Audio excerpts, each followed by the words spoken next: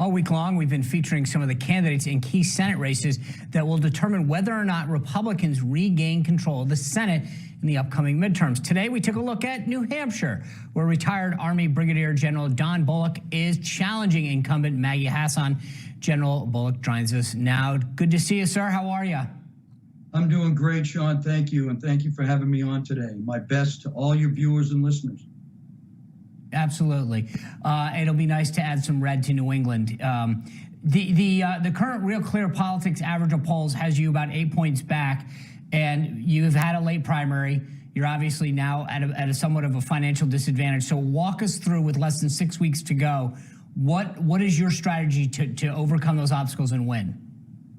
So our strategy is going to be the same as it was during the primary, and that is a grassroots campaign that gets out, and we do town halls. We did 50 of them during the primary.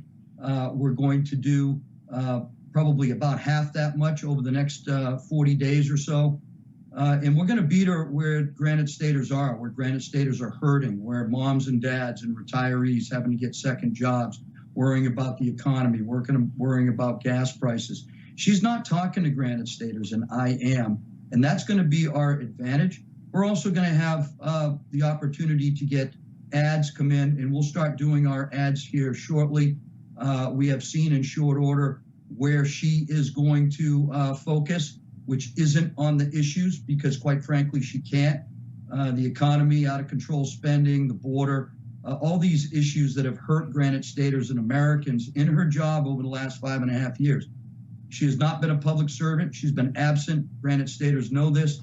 And so our strategy is going to be to continue to emphasize that my 33.5 years in the military, from private to general, and working in 3/4 of the countries of this world, has prepared me to be a better public servant than she's been over the last 5.5 years. General, knowing that you are at a disadvantage in fundraising, as Sean brought up, has there been any outside help in terms of National Republican Senatorial Committee or a super PAC willing to spend money in New Hampshire? Yes, there's been plenty of help, and it's amazing how that shifted from the primary to the general election. So we're receiving plenty of support and plenty of contributions that will come in to allow us to compete at that level. But remember, I was outspent 20-1 in the primary, and we won, and we did it because we, the people of New Hampshire, came together and voted for a candidate that did the hard work over 2 years campaigning. And this is just a continuation of that. People haven't forgot that I've been out there on the ground. And although we see an 8-point difference, it's really much closer than that. And we're beating her among independents. And so that's huge.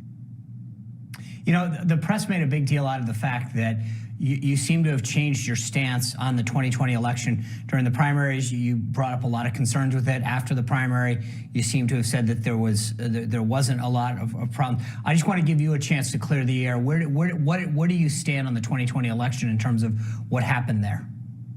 So I stand with most Granite Staters, and that is there were some irregularities and there was some fraud. And that's what really Granite Staters are worried about. They're worried about fair and free elections, and they want us to fix that. But more importantly, this is a state issue to fix. This is not a federal issue, and Senator Hassan wants to federalize elections.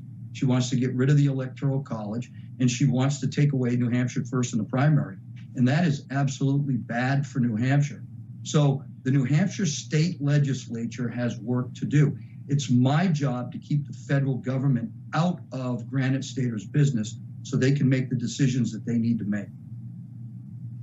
Before we let you go, I do want to ask you about this. You brought up your military service, and thank you for your service to this country. You had 9 deployments to Iraq, Afghanistan, 5 Bronze Stars, 2 Purple Hearts, which is unbelievable. But some of the media have actually criticized your patriotism to this country. How do you respond to that? Only about 30 seconds, sir. Yes, well, you know, I just smile, right? Criticizing my patriotism is criticizing all the veterans and all the service members. And we can see that they have fallen short with our veterans, with the highest suicide rates right now, and they've fallen short with our service members, given that our military is marginally capable of doing its job. So if they're not going to help them, they're certainly going to disparage my service, and that will come back to haunt them. It's not the right thing to do, and my record speaks for itself. Well, General, I echo Lindsay's comments. Thank you for your 33 years of service. Best of luck in these final 40 days. Thank you both. God bless you and God bless America. Thank you. Thank you.